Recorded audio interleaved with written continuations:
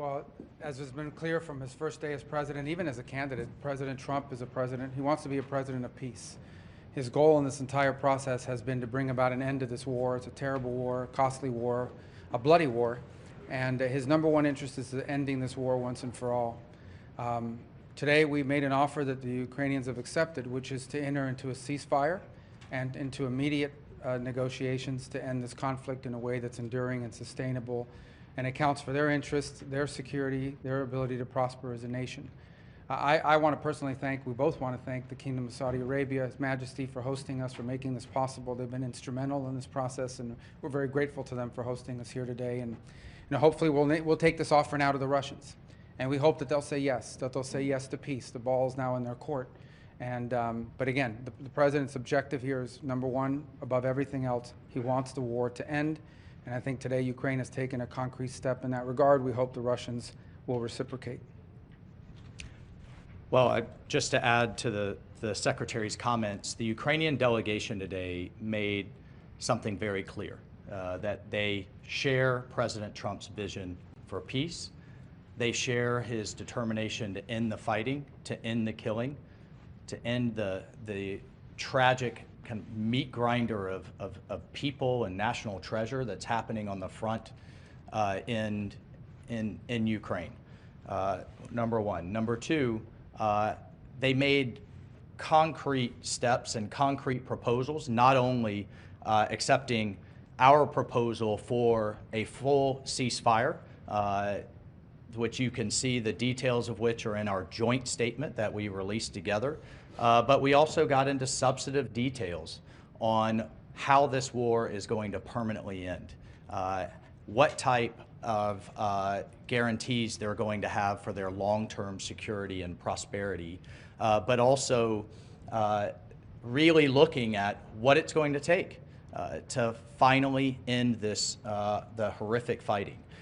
The other piece that I just want to make very clear is President Trump started this diplomatic effort in the Oval Office, talking to both leaders, both President Putin and President Zelensky back to back. And now that shuttle diplomacy continues. We have a named delegation in terms of next steps from the Russian side. We have a named delegation in terms of next steps from the Ukrainian side. I will talk to my Russian counterpart in the coming days. Secretary Rubio will be with G7 foreign ministers in the next couple of days. We have the NATO Secretary General in the White House on Thursday, and we'll take the process forward from there. So, as a result of that, and I think as a result of this positive step forward, the President has decided to lift the pause on aid and on our security assistance to Ukraine going forward, and that's effective immediately. All right, your colleagues have chosen 3 questioners. Let's start with Alex Marquardt of CNN. Thank you. Several questions on the ceasefire. We understood that coming into this was a Ukrainian proposal for a partial ceasefire. How did this become an American proposal for an immediate 30-day ceasefire?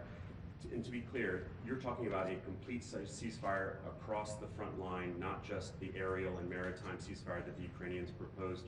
And then finally, how do you expect to take this to the Russians? Is it Mr. Witkoff, who we understand is heading to Moscow later this week? Will he deliver that to Putin? Will it be President Trump to President Putin? Will it be you and your counterparts? How will that actually happen and when? Well, on the first point, your question is yes. That's the offer. The offer is to stop the shooting. The goal here is the only way out to end this war is to negotiate out of it. There's no military solution to this war. The solution to this war and the way to end it and to achieve the President's objective of peace is to negotiate. But before you can negotiate, you have to stop shooting at each other. And that's what the President has wanted to see, and that's the commitment we got today from the Ukrainian side, their willingness to do that.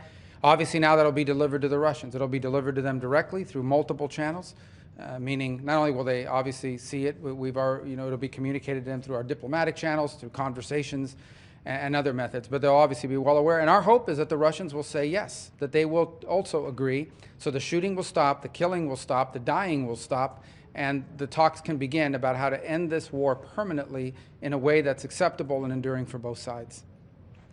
Look, there's been all kinds of discussions in terms of different types of ceasefires.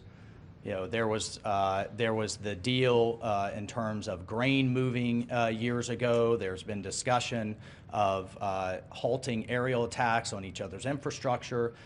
The president has made it clear, and certainly made it clear to us, that all fighting needs to stop. And the Ukrainians have agreed to that proposal. They're ready for peace. And now we'll take that to the Russians and get their response.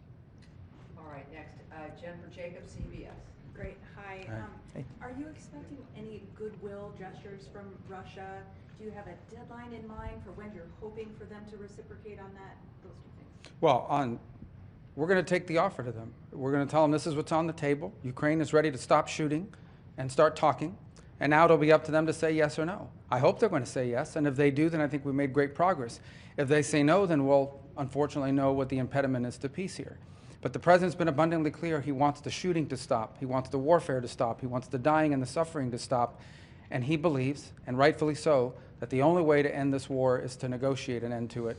And we think that it's always easier to negotiate an end to the war when people aren't shooting at each other. That's how the president believes. That's what we hope to achieve. The Ukrainians today have expressed their willingness and readiness to do so immediately.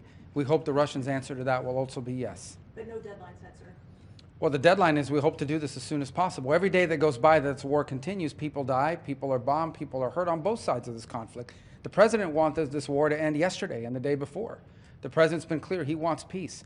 And so we wanted to see it as soon as possible. So our hope is that the Russians will answer yes as quickly as possible so we can get to the second phase of this, which is real negotiations, not never-ending dialogue, talk forever, but real negotiations to end this conflict in a way that's acceptable to both sides, sustainable, and that ensures the stability and security of Ukraine for the long term. And on the goodwill gesture, is there anything like the return of the stolen children or anything that you're expecting in return? Look, we've discussed a number of things, prisoner exchanges, folks that were detained and what have you, but the fighting has to stop. I mean, that's what we agreed. The war is going to end, to now how the war is going to end, and this has literally moved the entire global conversation to where we had a very senior Ukrainian delegation with us today. We've had engagements with our Russian counterparts, and now it's how the war is going to end, and that's under President Trump's leadership. Just to answer your question one more time, the goal here is peace. That's the president's goal.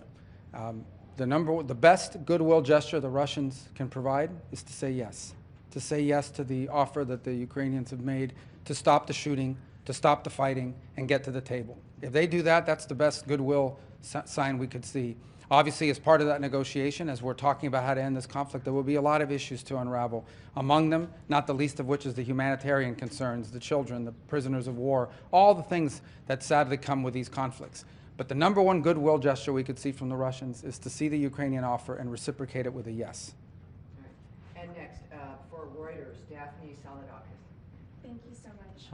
Could you clarify what security assistance will be resumed? Does this include the PDAs? And why wasn't the minerals deal signed today? What are the outstanding issues there? And if I may, is the relationship with Ukrainian President Zelensky back on track? Do you back him? Well, let me answer the second or the third. You had two, and then I'll let the security advisor talk about the defense and security assistance. On the second question, well, let me answer first on the minerals deal. As part of our communication today, that is something that was negotiated through our Treasury and his counterpart on the Ukrainian side. And so the president, and you see that expressed, both presidents will instruct the appropriate members of our governments to bring to finality the signature of the deal and the signature of this agreement. So that was communicated today, and that's going to happen. That was not the subject of our talks today. I thought I expressed that on our way in. We were here in pursuit of peace. That doesn't mean the minerals deal is not very important. It most certainly is, and we expressed that today in the statements we put out jointly, that the president, our respective presidents, have instructed the appropriate members of their governments to bring this to finality and to conclusion. The second part of your question was? Does the security assistance include? No, there was one after that. And the Zelensky relationship There we go. back on track? Yeah.